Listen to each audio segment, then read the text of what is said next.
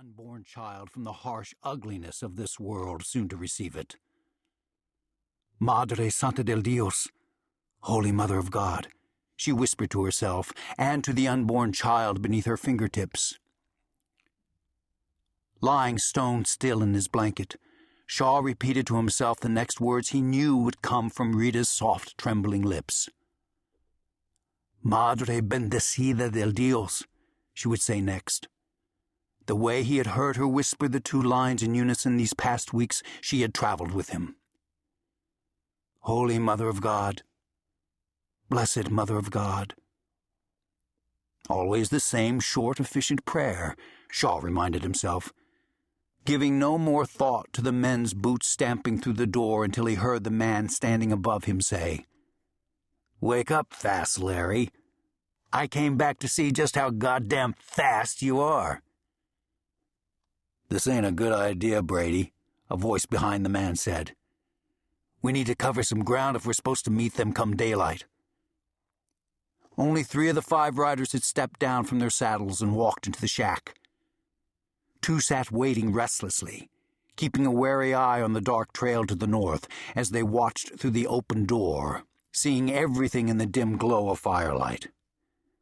"Shut up, Bratcher," said a young gunman named Tommy Childers, who stood beside the bearded old gunman. "Brady knows what he's doing." Brady Catlin reached out and poked Shaw with his boot toe. "Hey, fastest gun alive," he said mockingly, a sneer coming to his hard face. "Wake the hell up, you old scarecrow. Are you dead or just acting like it?" As he asked the bundle of rags on the floor, his eyes slid over to Rita as if questioning her.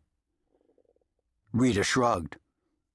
"He sleeps," she said, her hand spread protectively on her tight round belly. "Oh, he sleeps." Tommy Childers laughed, elbowing Bratcher, who let out a guarded chuckle himself. "Well, I'll be goddamned," said Brady Catlin in disgust.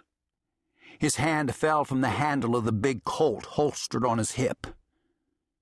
"We've got a whore who can't do nothing below her waist, and a gunman you can't keep awake long enough to kill." He shook his head and half turned from the hearth toward the pregnant woman. "Is this what the wild, woolly West has come to?" "To hell with the woolly West," said Childers. "Let that turd sleep." He turned toward Rita's dark corner as he loosened his gun belt.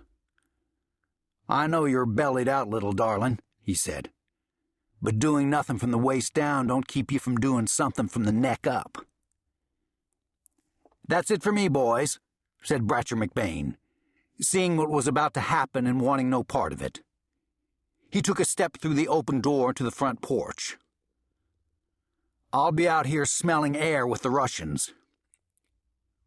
"You care, Brady?" Childers asked.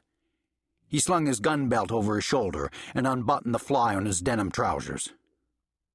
"I don't care what you do," said Brady Catlin, turning back to Shaw in his ragged blanket. "If I can't wake this fool, I'm going to shoot him full of holes whilst he sleeps. You're my witness, Childers. I'm the man who killed the fastest gun alive."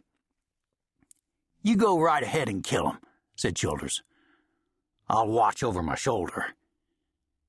He stepped closer to Rita, exposing himself, saying, "It's time you and old Woodenhead shook hands and got acquainted." "No, no, senor. Por favor, mi bebé," Rita pleaded in her native tongue, her hands drawing more protectively to her belly. "Your little bastardo bebé will never know," Childers said, mocking her.